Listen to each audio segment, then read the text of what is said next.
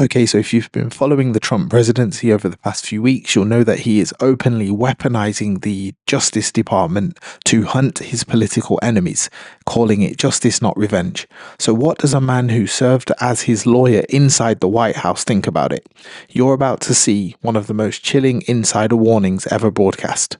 If you want to see more videos like this, hit the like and subscribe buttons and don't forget to ring the notification bell so you never miss a video.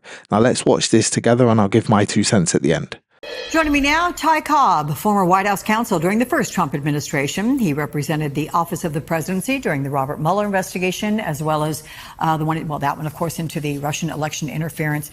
I'm glad you're here because I'm curious your big picture on why Trump publicly pressured his attorney general to go after perceived rivals. I mean, some of these people were simply doing their jobs and is now, teeing up these investigations of Democratic political groups.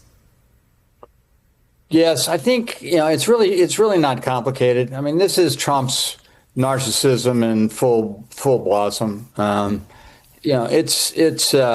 If you've got him acting like a 2-year-old, putting up pictures of all the presidents and having Biden's be the auto pin, putting his mugshot up in the White House, just doing silly things, the memes, having Obama arrested in the Oval Office.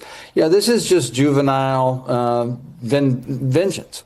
And if you've offended Trump in the past, you have some vulnerability here. He will target you and he will try to destroy you.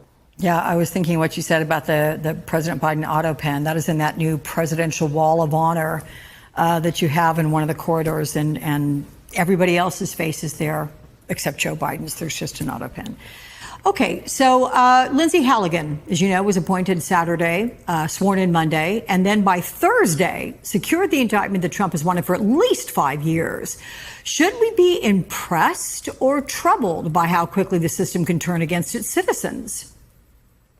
Oh, I think we should be scared to death. First of all, at 30,000 feet, the fact that a man was indicted who the Justice Department, in the ordinary course of, traditional processes, investigated and concluded there was insufficient evidence to justify a criminal prosecution.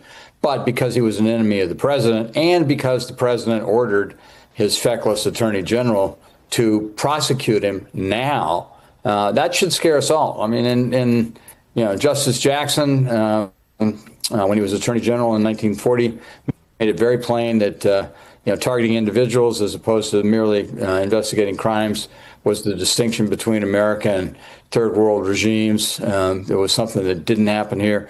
Griffin Bell made the same point about how inappropriate it would be to prosecute anybody out of favor or for political partisan reasons. So, historically, that's not America. This isn't America as we've known it. This is really authoritarianism, and it should scare everybody. So, for the many Republicans that are just cheering him on, what main points are they missing? I think that is such a hard question to answer. I don't know whether they're missing anything, whether the Kool-Aid is just so strong that they can't see the way liberty is eroding in the United States, whether it's First Amendment freedoms or just the general protections that the Constitution guarantees, all citizens. But it is shocking. I mean, you have farmers who just take soybeans alone. They've lost $15 billion in Chinese purchases, but the majority of them supported Trump, and they still do.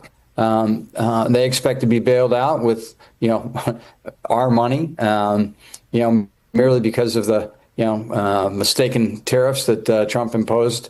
And so as a result, we get hit twice. We get hit with the tariffs, and then we get hit with the subsidy to the farmers. This is just craziness, and it is sad. I mean, and as you were going on with others about, right now we're in the middle of the invasion of Portland. That's not an accident. They're just, the things that are going on here are more than 1 or 2 deviations from the norm. These are really 180 degrees from the norm, and people need to wake up.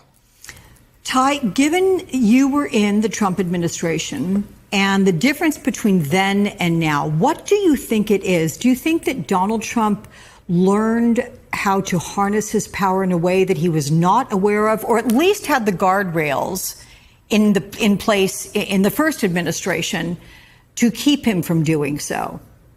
So I think there are two things. One, he was new to government and he relied on others who were more experienced, which was wise. And his coterie of sycophants, had 4 years to sort of plan this. The Russ Voigts and the Stephen Millers and the Steve Bannons, all got together and concocted Project 25 and other authoritarian wish lists, and they're executing effectively without sufficient resistance, I think. Secondly, as you highlight, there were guardrails. You had people like General Mattis, Nikki Haley, real public servants, people who were smart, strong, and not afraid to tell the president that he was wrong. You had General Kelly, whose service to the country, I think, is becoming clearer and clearer as we see what's happening now, because he was able to restrain Trump for a couple of years against his worst instincts, and it took a big toll on General Kelly, sadly, but he performed heroically in that role. We don't have anybody in this regime who's doing anything other but what Pam Bondi does. You want me to indict him now? Yes, sir. How fast can I get that done for you? That's not the role of the Department of Justice. The Department of Justice is supposed to be independent. It's just, when I think about what's to come, what's most scary for you, Ty? I mean, do you envision the fact that Donald Trump is putting federal troops into different cities? Is part of the reason behind that not only to show power where those are, but to maybe maintain them there beyond whatever the stated goal is, have them be there around election time next year in November and beyond? Yeah, so I'm not so sure about the midterms, but I think 2028 is something everybody should be very focused on. I think a lot of these things are practice exercises. We've seen federal troops, National Guard, being sent around the country, California, Washington, now Portland, Memphis, with others on the agenda. Chicago, he insists, is coming up. I think, and his comments today or yesterday, basically where he's made it plain that his sole focus right now is on targeting domestic enemies, George Soros. Anybody who raises money for the Democrats, Act Blue, any person who's opposed him in the past. So this is just narcissistic vengeance, at its core. This is authoritarianism. This is what has historically distinguished us from, the Allende's Chile, Stalin's Russia, Hitler's Germany, the Khmer Rouge's Cambodia. People need to wake up to that, and I think that takes me to the point that really does scare me the most, which is how few Americans seem to really appreciate how desperate the times we are in right now, and the necessity of stepping up and saying, stop. This is not America. This is not who we are. We love our neighbors.